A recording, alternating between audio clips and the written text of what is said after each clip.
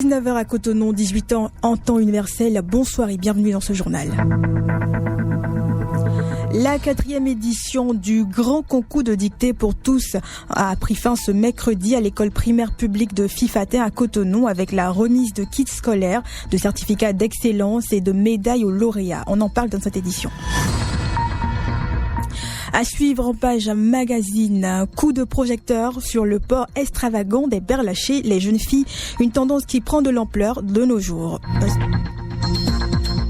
Et puis hors de nos frontières, direction le Sénégal, où le projet de réforme de la Constitution est actuellement examiné en commission à l'Assemblée nationale.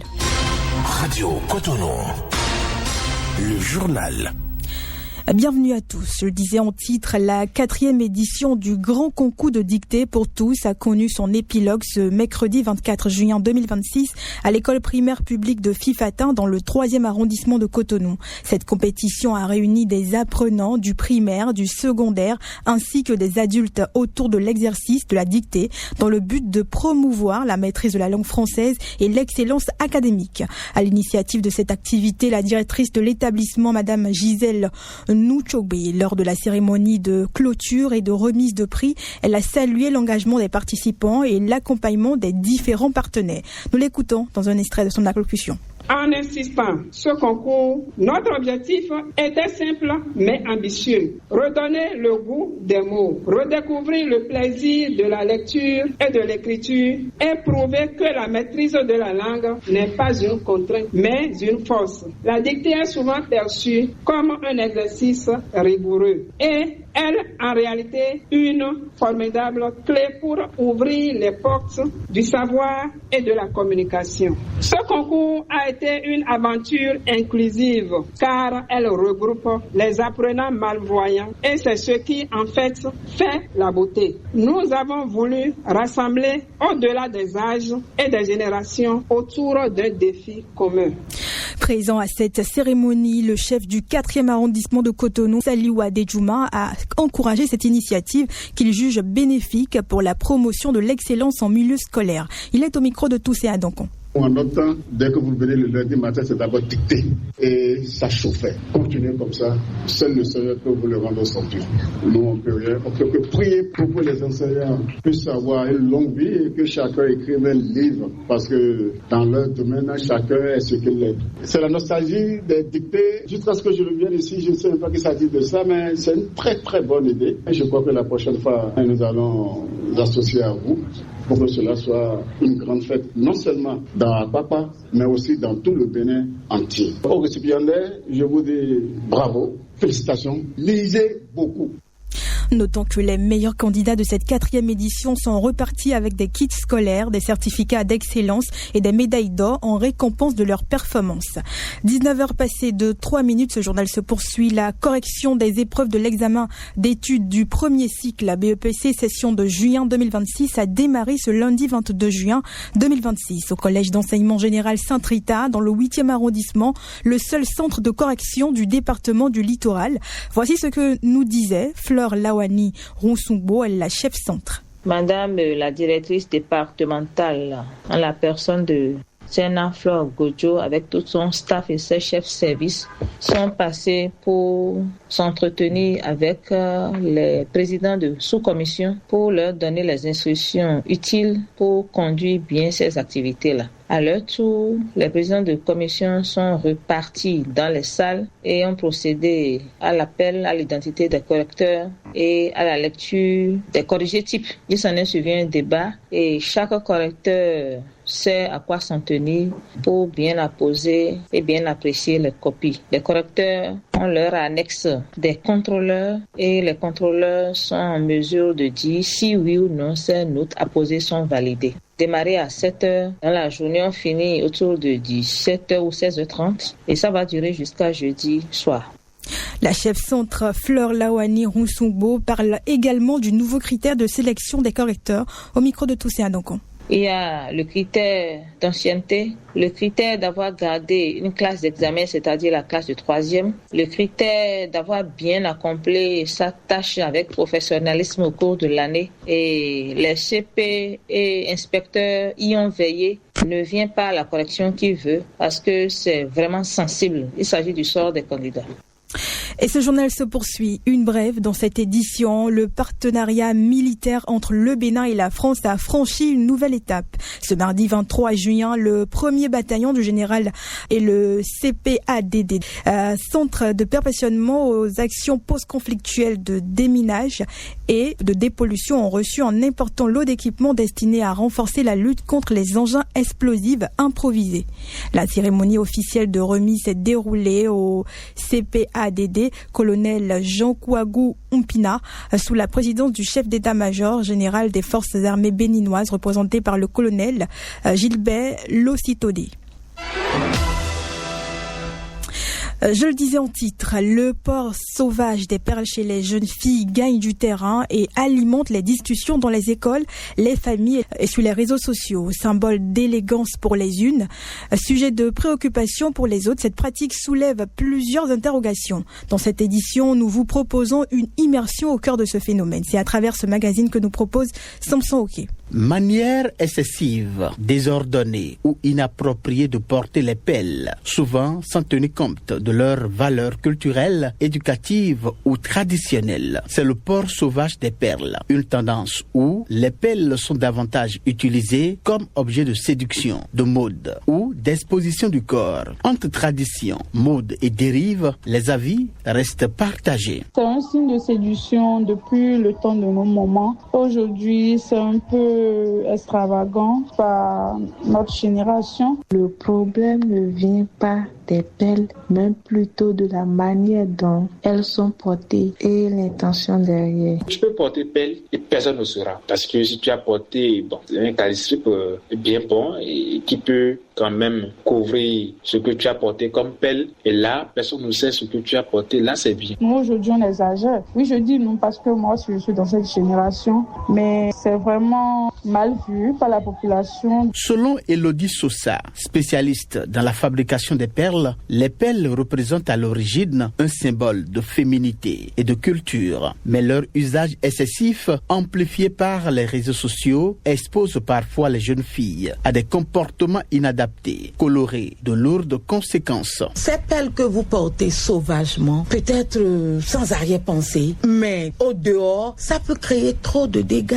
Cet homme qui aime bien sa femme, qui veut protéger son foyer, mais en voyant ça, homme étant sensible, étant faible, peut créer d'ennuis financiers, émotionnels, familial et tout le reste. C'est un peu comme si tu exposes ton corps à tout venant. Personne ne te respecte encore, même celui qui n'a même pas la capacité de te fixer comme ça dans ton visage. Mais avec ça là, peut te parler n'importe comment. Ça te rend en tant que fille vulgaire devant tous les hommes. Pour la spécialiste, la solution ne réside pas ni dans la violence, ni dans l'interdiction brutale. Elle recommande plutôt le dialogue entre parents et enfants, l'éducation aux valeurs, l'encadrement et la sensibilisation. Le conseil, c'est très important dans ces conditions. Si toi, en tant que parent, ta fille veut sortir de la maison et ce qu'elle a porté, c'est pas décent, mais ma chérie, viens. En douce, soyons gentils avec nos enfants. Et je crois aujourd'hui que la génération d'aujourd'hui, c'est quand on est même gentil avec eux qu'on bénéficie de ces enfants-là. Entre tradition, esthétique et phénomène de mode, le port des pelles chez les jeunes filles continue de susciter réflexion et débat. Si les perles demeurent un symbole culturel important, leur utilisation mérite toutefois d'être encadrée afin de préserver les valeurs qu'elles incarnent. Bien à vous, Samson Oké. L'actualité hors de nos frontières à présent. Au Sénégal, le projet de réforme de la Constitution est examiné en commission à l'Assemblée nationale. En Syrie, un mouvement de contestation pousse pour une accélération de la justice transitionnelle. C'est une compilation que nous propose Boussoura Osseni.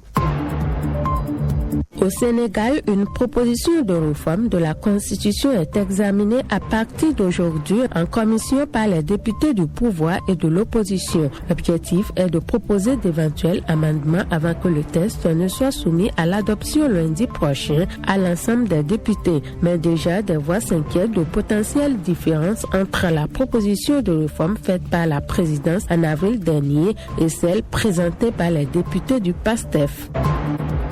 En Tunisie, la militante antiraciste Sadia Mosba à l'origine de l'adoption en 2018 d'une loi pionnière au Maghreb contre le racisme restera en prison. La Cour d'appel de Tunis a rendu son verdict ce mardi 23 juin 2026 et confirmé le jugement en première instance, 8 ans de prison et environ 30 000 € d'amende. Alors que les mouvements de soutien qui se sont multipliés ces derniers mois espéraient une libération immédiate de la militante. Et puis hors de l'Afrique, un an et demi après la chute du régime Assad, le 8 décembre 2024, la Syrie est traversée par un mouvement de contestation sociale inédit. Ces dernières semaines, des manifestations ont eu lieu dans plusieurs grandes villes pour réclamer une accélération du processus de justice transitionnelle. Les procès de plusieurs anciens hauts dignitaires de la dictature se poursuivent, mais les contestataires restent déterminés.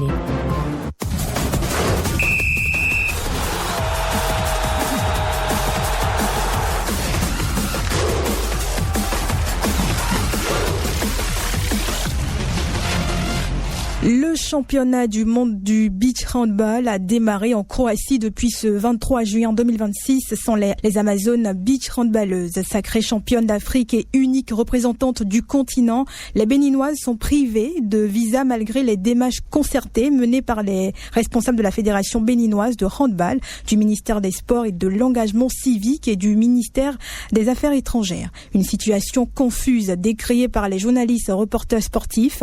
Dicorel Seyanzou vous propose le reportage. Coup dur pour le handball béninois et africain. Alors que tous les regards sont tournés vers la Croatie qui abrite le championnat du monde beach handball du 23 au 28 juin 2026, la Fédération béninoise de handball sort un communiqué pour annoncer la mauvaise nouvelle. Les Amazones beach handballeuses, sacrées championnes d'Afrique et qui devraient représenter le continent au plan mondial, n'ont pas eu de visa. Une situation incompréhensible pour Candide Rouentor, journaliste sportif à Canal 3 Bénin. Quand on regarde tout ce qui a été fait comme préparation, quand on regarde tout ce qui a été mis comme dispositif en place pour que ces Amazones préparent cette compétition dans de bonnes conditions et qu'elles aillent défendre avec fierté, défendre avec courage, défendre jusqu'à la dernière goutte de sueur les couleurs nationales du Bénin. Quand on regarde tout cela et qu'à la dernière minute, on apprend que ces vaillantes Amazones ne seront finalement pas en Croatie pour défendre les couleurs nationales. C'est avec beaucoup de désolation, beaucoup d'amertume qu'on apprend justement une telle nouvelle. Et moi, je ne comprends pas.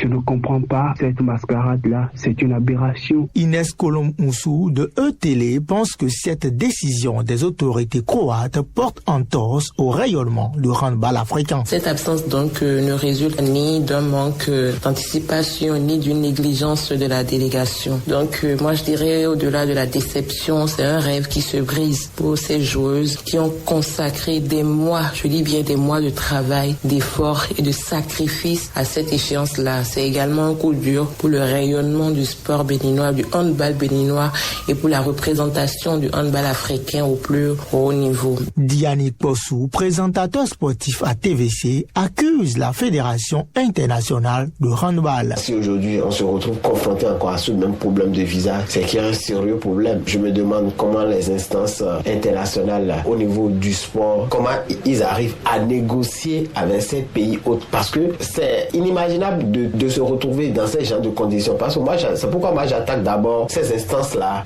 qui dirigent le sport de manière globale. C'est à eux de faciliter ces démarches-là pour ces pays-là qui doivent normalement voyager et aller dans ces genres de pays et compétir. Si les pays ne veulent pas accorder de visa, vaut mieux ne pas leur accorder l'organisation des compétitions. Ça fait une énième fois que le sport africain est victime de discrimination. La bataille de la couronne ne se joue plus forcément sur le terrain, mais au plan administratif. La règle de l'universalité semble être bafouée ou appliquée à la tête du client. À 19h passé de 15 minutes, c'est la fin de ce journal sur Radio Cotonou. Une mise en onde de Blaise Sacla à la présentation. Je suis Michel Rounou. Portez-vous bien. Bonsoir.